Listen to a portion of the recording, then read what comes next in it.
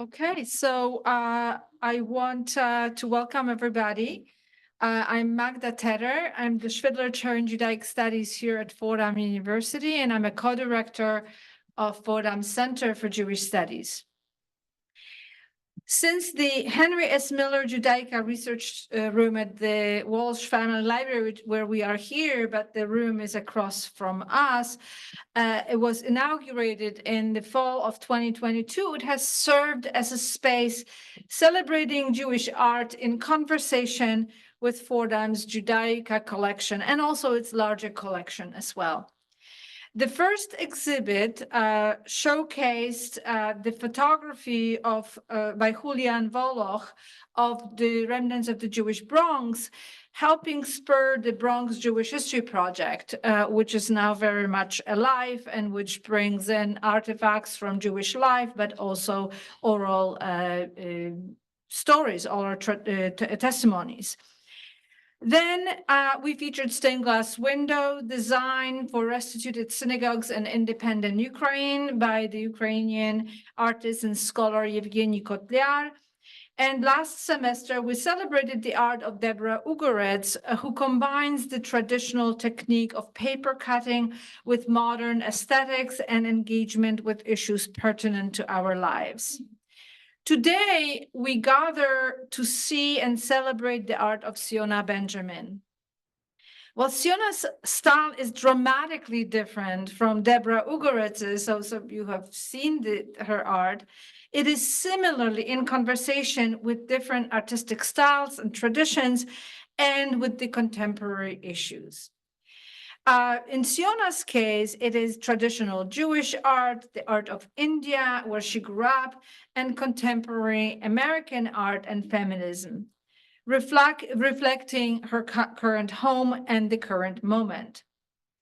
Siona's visual interpretation of biblical figures, which you especially will be able to see at the Lincoln Center campus, the exhibit is on 2 campuses, combine the biblical narratives, midrash, and the issues of our times.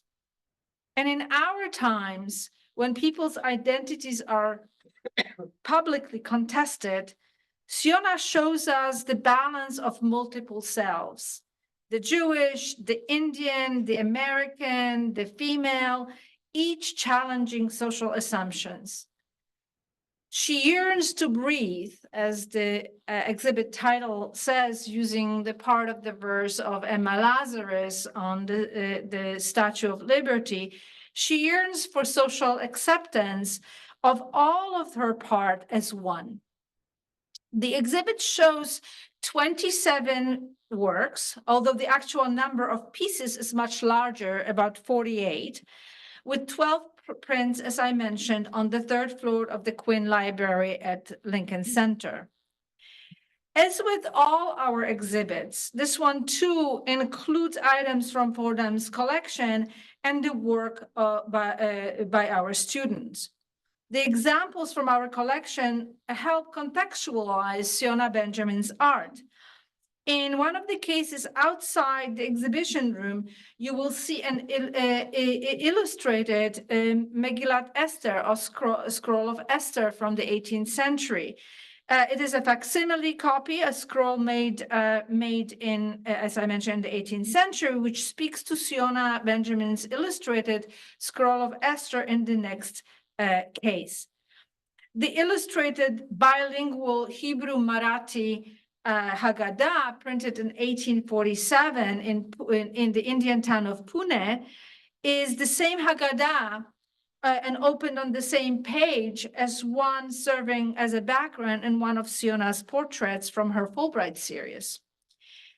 The 2 first issues of Ms. Magazine from 1971 and 1972, the first magazine, a feminist magazine in the US, with their iconic covers, speaks to Siona's engagement with feminism and American pop art, although these 2 issues were unknown to Siona, who arrived in the United States in the 1980s, so some 15 years after the covers. But they speak to Siona's work, as one cover shows the multi-armed Hindu goddess Kali, who is associated with time, death, destruction, violence, but also sexuality, female empowerment, and motherly love, and who is traditionally depicted in blue. And the echoes of American pop art, especially Roy Lichtenstein, the Wonder Woman, and such. Siona's depictions of Lilith, the mythical first wife of Adam, imagined as a demon in Jewish tradition, often combine this imagery. You will see the Torah in a teak from India from the early 20th century, and it is in conversation with Siona's interpretation of the Torah scroll and teak that she made and lent to us.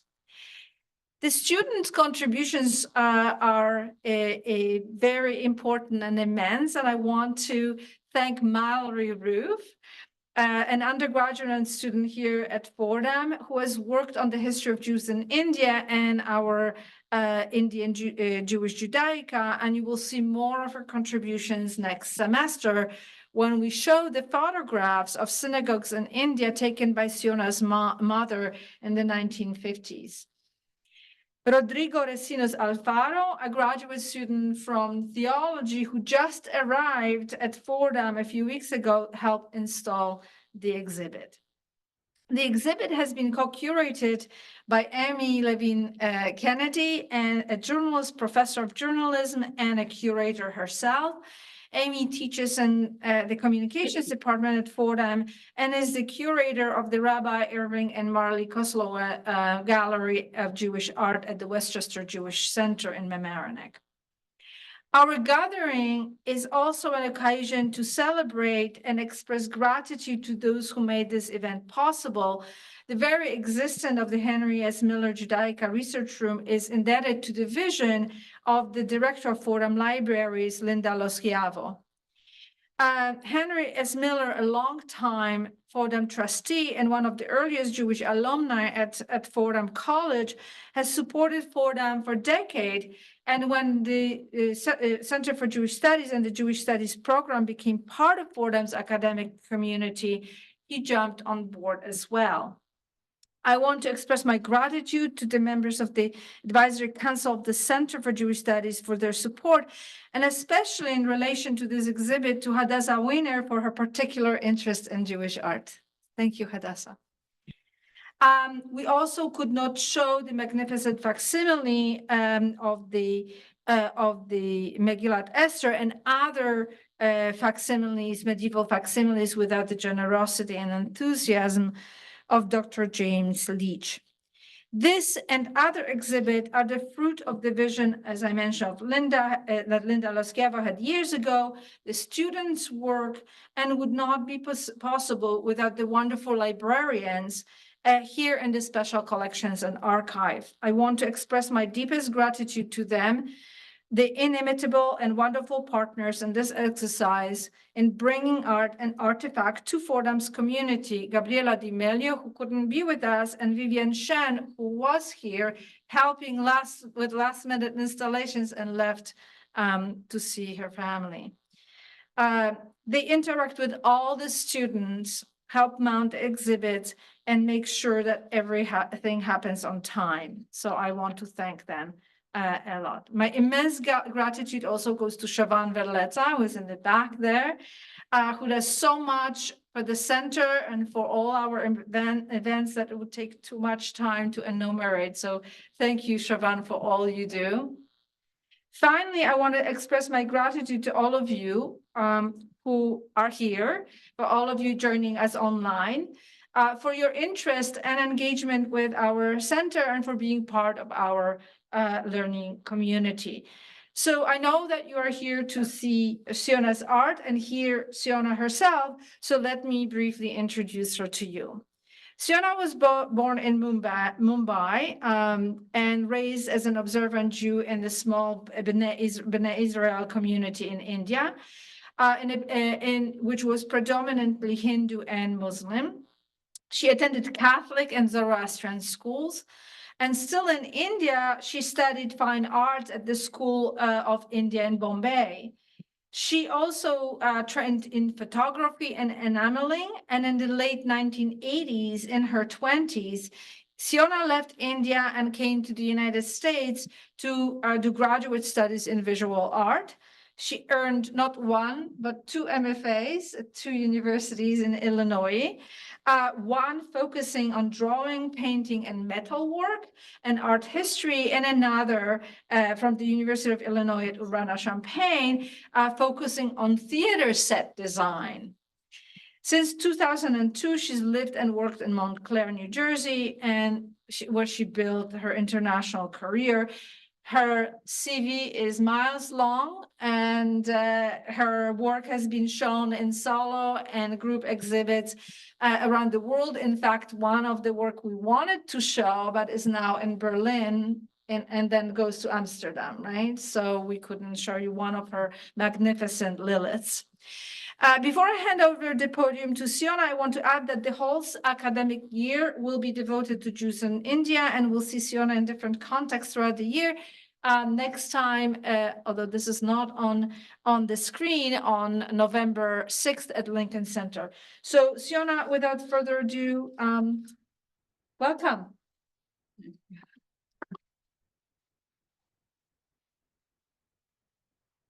That's you. All right, and I'll manage this. Okay, thank you. Hello, everyone. Can you all hear me? Yes. Yes, very good. Thank you, Magda, for not taking my notes with you. The last time I was giving a talk, it was like a much bigger auditorium, and the person who introduced me walked away with my notes, and I was like, oh, please, please. I need those. Anyway, thank you so much, Magda and Amy, and this Fordham University and the Jewish Studies over here to invite me. It's been wonderful collaborating with Amy and Magda. They're just like the dream curators and organizers of my show, and so thorough and attention to detail and everything. So thank you so much. I really appreciate this invitation. I really do. Today I will kind of take an overview. I want to leave time for questions. So what is the time now?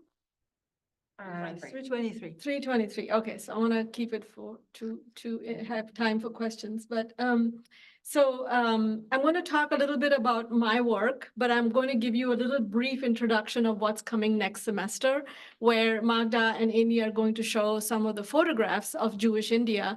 I have a very large collection of photographs, and so I want to give a little bit of a background about what Jewish India looks like. Just very few photographs in the beginning. So I am a Bene Israel Jew, as Magda said. My family gradually dispersed mostly to Israel and America, but my parents remained in India. I'm now also an American living and working in New Jersey, like she said. But I still recall the ornate synagogues of my childhood, this was a synagogue built by David Sassoon. There were about 8 or 9 synagogues in India, in Mumbai. There were about 30,000 Jews in India. Now there are less than 4,000 or 5,000 left, but there are over 100,000 Indian Jews in Israel, about 500 Indian Jewish families in Toronto, a few in Australia, and in London, like the whole David Sassoon family mostly immigrated to London, to England. Vidal Sassoon is one of the Sassoon families, the Baghdadi Jewish family, just so that, have some context. So having grown up in predominantly Hindu-Muslim society, being educated in Catholic and Zoroastrian schools. Why Catholic and Zoroastrian schools? Because it offered the best English education. And so if your parents chose for you to go the British English way and, learn how to spell color like C-O-L-O-U-R and have many other strange words like, pepper is like capsicum. So I was first teaching a class many years ago in graduate school, and I asked my students to draw a capsicum, and they were like, what? What is she talking about? And being raised Jewish in India, now living in America, I always had to reflect upon the cultural boundary zones in which I have lived. And so this cultural boundary zones is what I hope to talk to you a little bit about today. This is one of the oldest synagogues in India. There are some even older. 1568, it's the tiles on the floor came from China. I could talk like for 20 minutes about just one synagogue. So this is one of the ancient synagogues. They just like maybe a month ago found a gravestone in India, which was 800 years old. And you can look it up if you type in on Google, 800-year-old gravestone found in India. It's like on the news.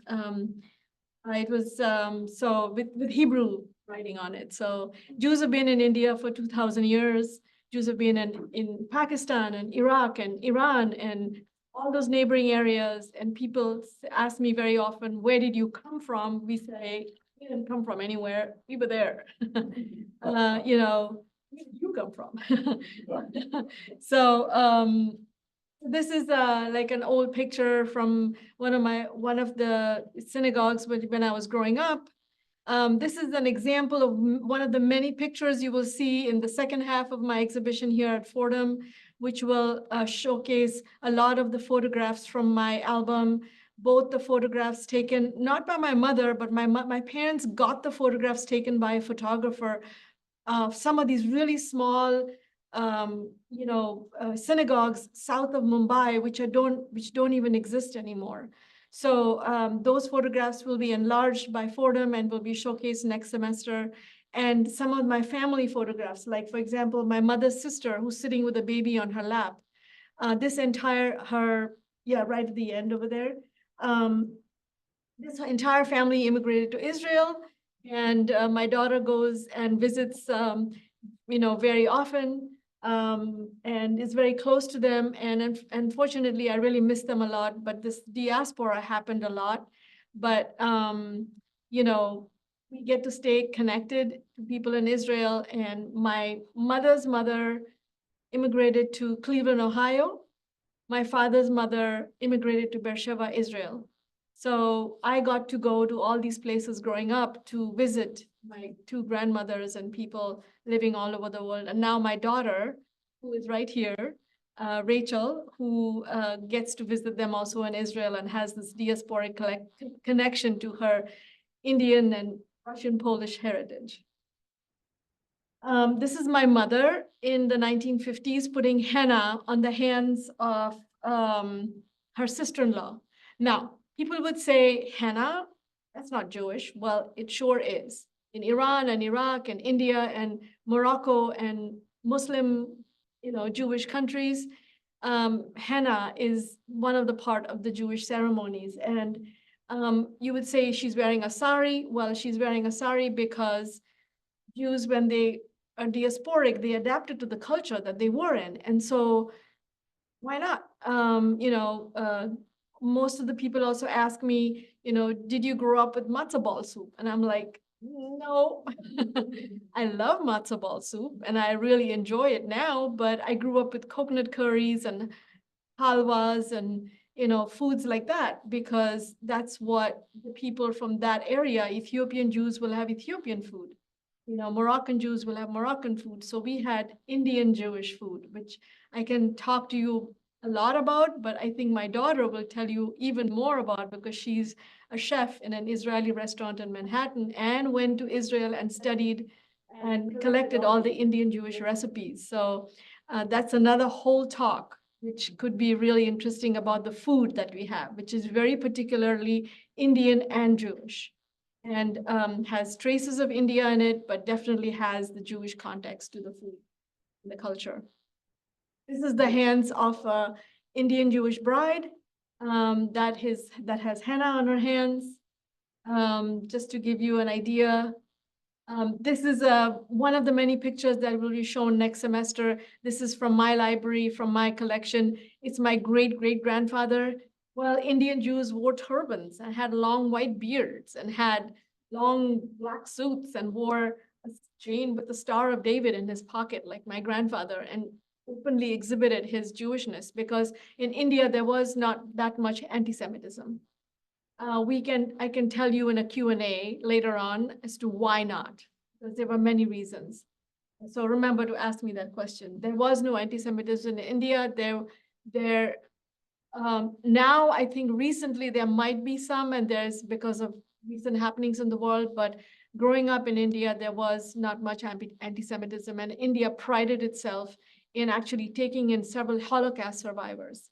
And even a king many years ago took in 100 kids from the Holocaust and, housed them for over a year till they got relocated from the Holocaust. So that's the kind of history that India boasts that it has. This is my parents. I showed this because there's a wonderful melange of like a costume over here. So she's wearing a white sari, but she's got her hennaed hands under the gloves. She's wearing a veil and wreath. Has all Indian women love their gold jewelry. So she's wearing Indian gold jewelry. And so this is the kind of mixture of iconography that happened, in Jewish India. This is my latest book that I've done with Professor Ori Soltis from Georgetown University. It's called Growing Up Jewish in India. It's available on Amazon, and it has a lot of the photographs. It has a lot of the history, but it also has a chapter I've written about what it was growing up Jewish in India. And also there's a chapter written by Ori Soltis about how my art is affected by my background. So going to, more of my work. In my paintings, I combine the imagery of my past with the role I play in America today, making a mosaic inspired both by Indian Persian miniature paintings. Here's an example of Indian miniature painting where the goddess Durga is slaying a bull, and in the bull, there's a demon hidden. And so there's a lot of mythology there. And I was surrounded by this growing up. And I was like, I didn't know what to do with it because my grandmother told me, you can go to your Hindu friend's home and you can eat whatever or do, pay respects, but don't bow down to the idols because we are a monotheistic religion. And when you went to Catholic school, you can say the Hail Mary, but don't take communion because, so all these kind of like things that were like drilled into me growing up, and my mother observing Shabbat and, and being very observant, and the Jews being so observant in India because they were surrounded by all these different religions. So they kept their religion very sacred to them. And also I'm influenced by Sephardic icons, by illuminated manuscripts, by Islamic, Indian miniature, and all of the above, which I also studied. So recently my work has started to take a turn where the quest to find a particular home is diminished. The spiritual borderland seems more and more important, that needs to rebel against all groups that want to categorize, compartmentalize, and are nationalistic in nature. Therefore, I am what I call myself a transcultural artist.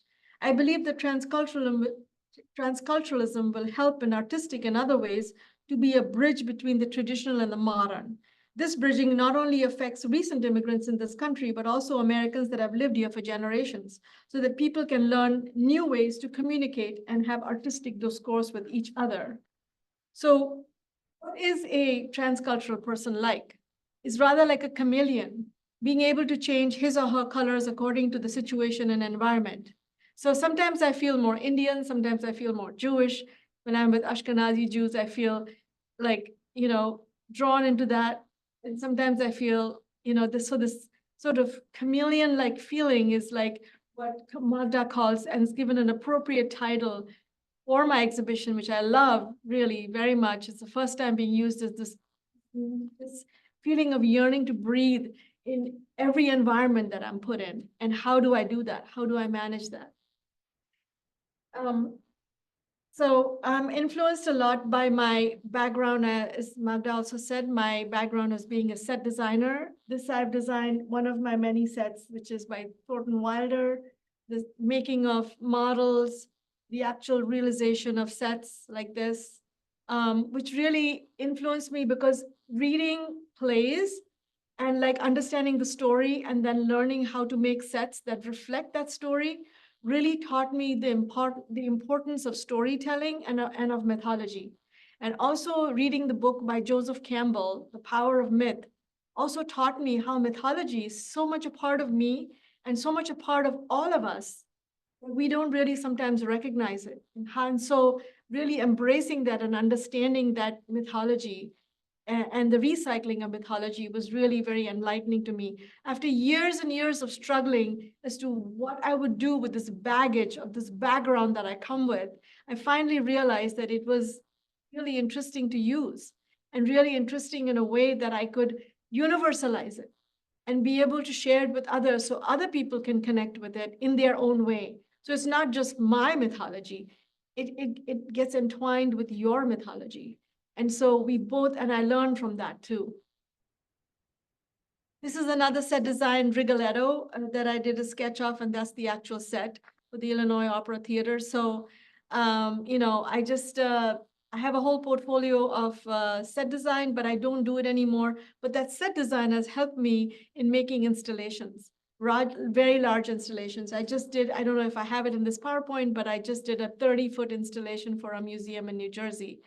So it really has helped me to understand small spaces and bigger spaces. So taking this Indian miniature painting as an example, this is showing a woman smoking a hookah. She's sitting she's like, in a beautiful garden, in a Indian miniature landscape. So finding on number 28, a figure, myself in blue jeans, is seated in a traditional miniature landscape, is sipping Coke through a long straw, which suggests a hookah.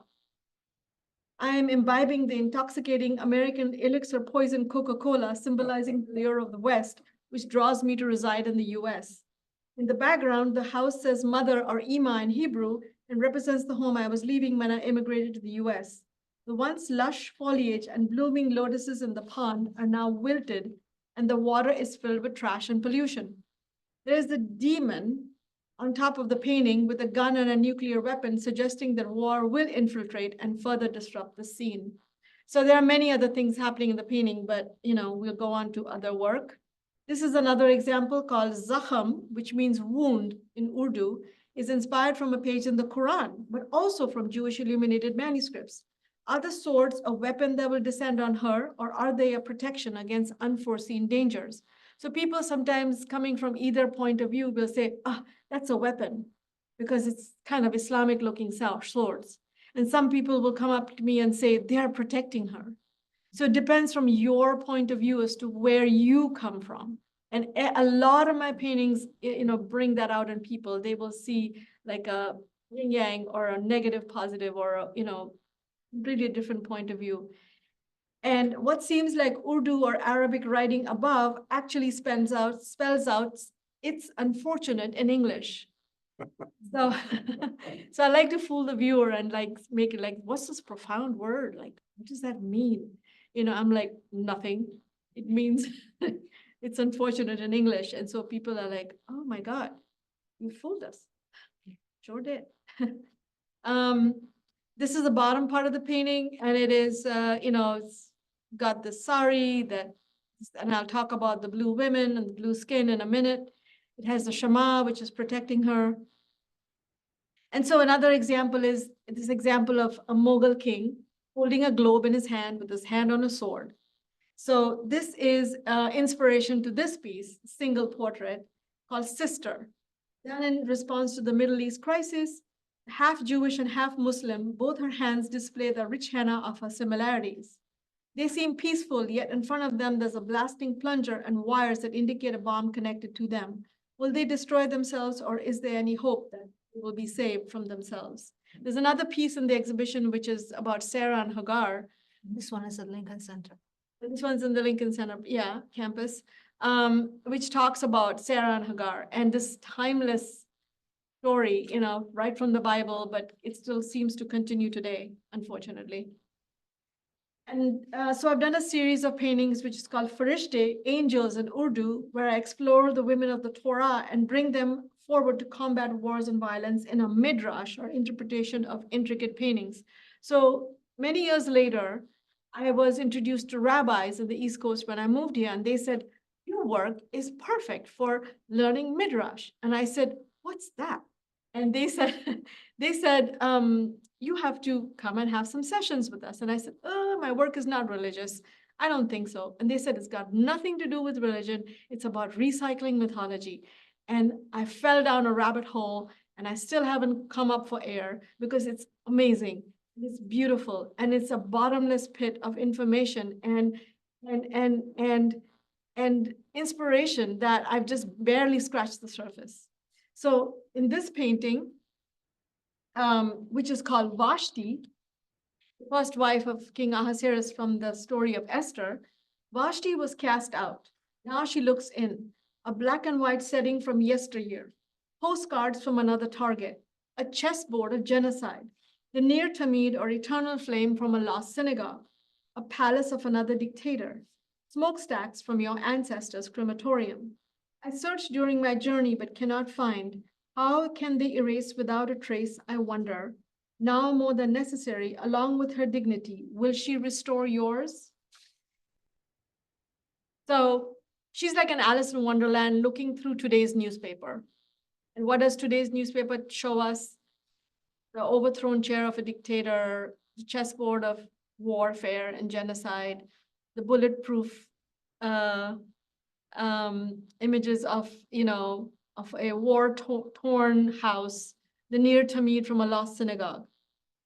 And so she is looking and she comes back. So the Midrash taught me how to learn about the stories and then recycle them and how to use them today, how to use them as jumping board today. So I can make sense of it, what is connected to me today, how I can I recycle them. And so I love doing that now. And it's just, like I said, a bottomless well of information that I can keep doing for years and years. And so this is one of them. Here's another character that I'm very interested in, and that's Lilith. And there are several Liliths in my works, and there are some new Liliths that I'm working on right now, actually. So based on the Jewish Midrashic legends, the character Lilith is the first Eve, who was created at the same time as Adam. She was unwilling to forego her equality with Adam. Rebuff, she took her case to God, responded to her seductive powers by revealing his divine name. He earned her ticket out of Pardes or paradise into eternal exile. Thus, Lilith has been called the demoness and the serpent in the Garden of Eden. So she got like demoness name when all she wanted was equality. So she's like the perfect, I don't know, first feminist or the first ex-wife or somebody who's asking for justice. Lilith made a return in feminist history. Here's a detail of her asking, in this case, asking for justice and revenge after waiting 1,000 years. And so I'm influenced a lot by Roy Lichtenstein. But in Roy Lichtenstein's case, this blonde woman asking Brad for help while she sunk in the water. Mine are, asking for revenge and justice and blue skin and, fit in really. Also, I'm influenced a lot by the drama of Indian Amar Chitra Katha comics. So I grew up with Disney and Western comic books a lot, like they were all very easily available in India. But I also grew up with Indian comic books, which taught me about Indian mythology, which I could never learn in my home, because my home was Jewish. So the comic books taught me about Indian mythology, Islamic mythology, Buddhist mythology. These comic books were amazing growing up and learning so much from them. And also Bollywood. So I grew up in Mumbai. The pop culture all surrounded me. My mother ran a school for 20 years, and all the Bollywood kids came to her school. And there was a drama in front of my house, which became the school itself, where all these Bollywood actors would drop their kids off in the morning and, get out of the car, kiss the kid, like that was needed. And everybody would gather around. And so it's like that all pop culture, which I didn't think much of, was sort of really influential later on for me. So, so the illuminated manuscripts creep into my paintings. The blonde heroine in Lichtenstein's paintings has been recast as a blue maiden. So you would ask, what's this blue about? Why blue? Very often when I look at my skin, it has turned blue. It tends to do that when I face certain situations of people stereotyping and categorizing other people who are unlike themselves. I have therefore over the years developed many blue skin characters in my paintings. This blue self-portrait of sorts takes on many forms and roles through which I can theatrically explore ancient and contemporary dilemmas. I'm also inspired, of course, why not, by the Indian goddesses like Kali and Durga and Krishna to show how these characters use their blue skin or to tell or mostly retell stories. And in this process of recycling and rejuvenating, they merely remind me in making the work and hopefully my audience in viewing the work that myth making is cyclical and timeless. Thus, the blue skin has become a symbol for me of being a Jewish woman of color. It's the color of the sky. It's the color of the ocean. It gives me a chance to belong everywhere and nowhere because very often I feel I belong, and then 2 minutes later, I feel I really don't. And so this schizophrenic kind of like feeling of just belonging and not belonging, and then really belonging. I feel American. I feel obviously very Jewish because I was raised very Jewish, but I feel very Indian. But I could be in the middle of an Indian crowd and feel no connection to them. I mean, it depends on the circumstances. And so that feeling is what has nagged me all along in my life. And so finally in my work, I feel I can bring that forward and have a conversation about it. And I think many people connect to that. Many people do connect to that because you don't have to be blue or pink or purple. You can be just not wanting to belong. And you could be anything and just feel like I don't belong in my family and this is why. And so I want to be blue too. I have had so many people. I've had the pleasure of so many people coming and telling me, I'm blue too. And I'm like, join the club.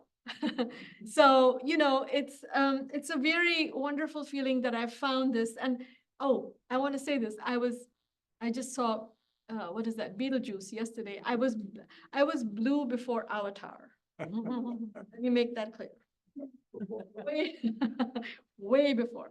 So I also paint dancers blue. I actually paint actual dancers. They dance out parts of my paintings. They're wonderful little nymphs that just make my paintings come alive. They come in my galleries, they come in my spaces, in the museums and places whenever they're invited, and they are just magical. And they pop out of my paintings, and they perform, and they do many, they're tricksters too. They spread out of on the floor, and they sell blue painted statues of liberties for $5 each. Or they'll wear a sari and take it off and on again, in front of the viewer. Or they'll serve you blue Gatorade so that you can become blue too. So they're just magical people in my life, the answers. So I want to go on to tell you a little bit more about my artist life. So I paint blue people, and I do a lot of my work, and I sell a lot of my work, and I've been represented by galleries, but it's that darn thing about having to pay bills that comes up all the time, which nobody likes. So I do a lot of commissions. I do public commissions, I do private commissions. This is a hotel. This is one of the 6-foot artworks that I've done, one on every floor of this hotel.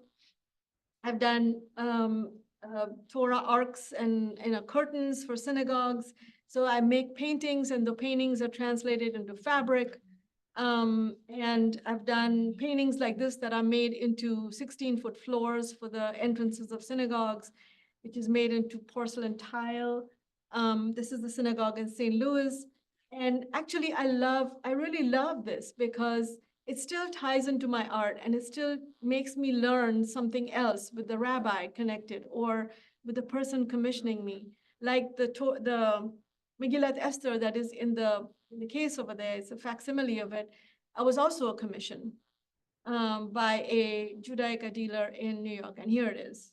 I forgot I had it. So this was where I painted on actual parchment, on actual animal skin that came from Israel, and the calligraphy was done by a kosher scribe in Israel, and then I filled in all the pictures. This is the Eastern European man on Fifth Avenue that commissioned me, just to give you an idea of and he told me, I want Esther blue. And I said, really? And he said, yeah, because she hid behind this mask of not showing her Jewishness. She has to be blue. So, it made it even more special for me. I did a private commission for the CEO of Coca-Cola recently, where I did a painting for his home, and he wanted Esther and Rachel to be blue too. And I made Esther and Rachel meet by the well. And Esther and Rachel had never met in the actual midrash because, I'm sorry, not Esther. Sorry. Rachel and Rebecca. Rachel and Rebecca. Rebecca was Rachel's mother-in-law, and she never meets Rachel. But I made them meet at the well. And so we especially chose these two characters because his wife's name was Rachel and his daughter's name was Rebecca. So it made it extra special for me to do this commission for him. Here's another commission for another private home that is in Florida. I've done some furniture. This is the Torah Ark done for SAR Jewish Day School in the Bronx when I did my artist residency there several years ago also. I've done a swimming pool, which was fun, private swimming pool. There's another mural on the other part of it too. I've done children's books. This is one of the children's books. I have two more books out right now.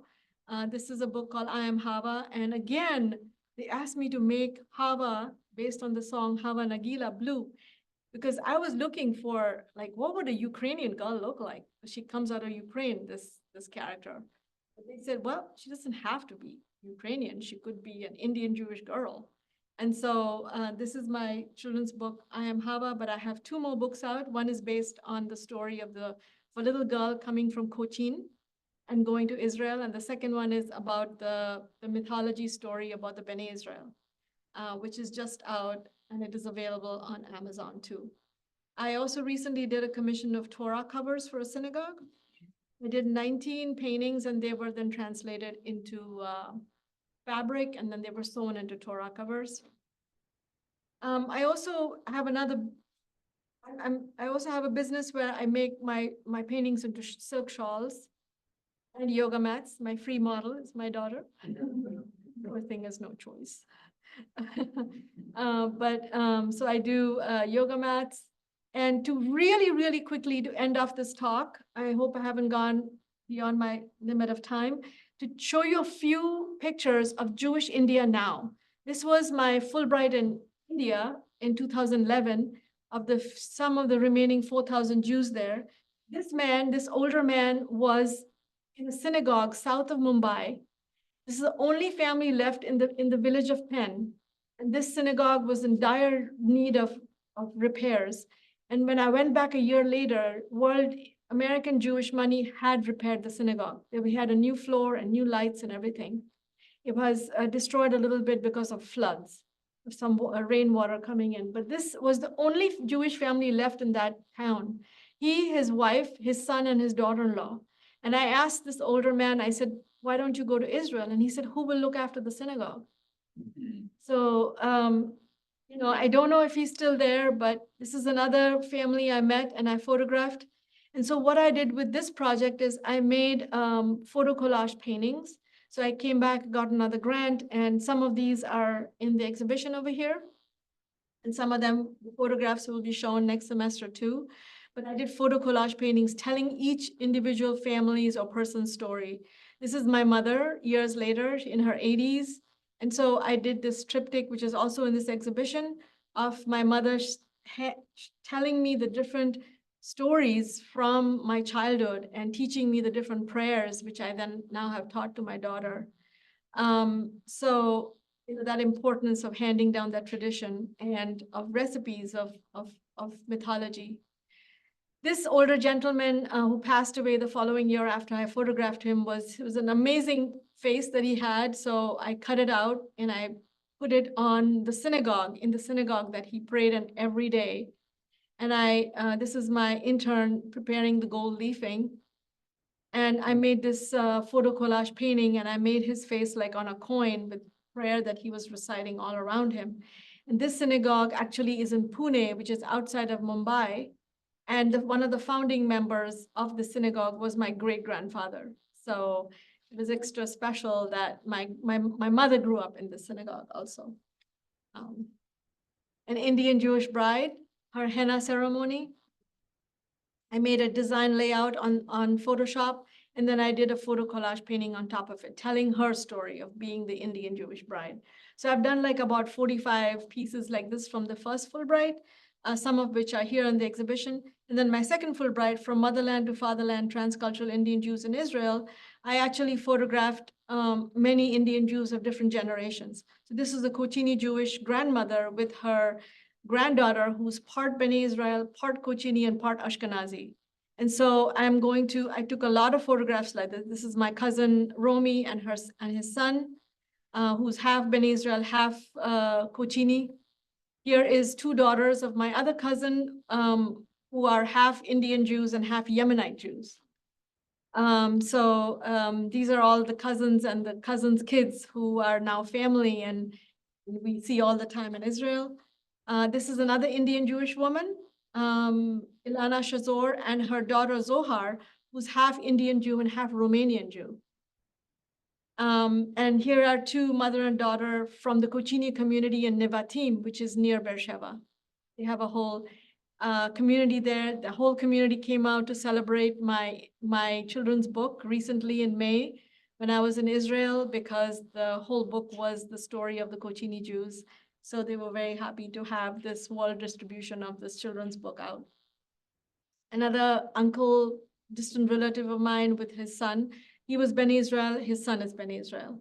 And so what I'm doing with this project, and I'm still working on it because it's very expensive to make these, I'm doing like lenticular prints where I'm overlapping the photograph of the two generations so you can see both faces in one photograph, kind of like a 3D picture. So when you walk on either side, you'll see the grandmother, you'll see the granddaughter. So I'm working on that. I've made a few, but I'm still writing grants to get more money to be able to do this. These are my two, I don't know why it's separated, but whatever.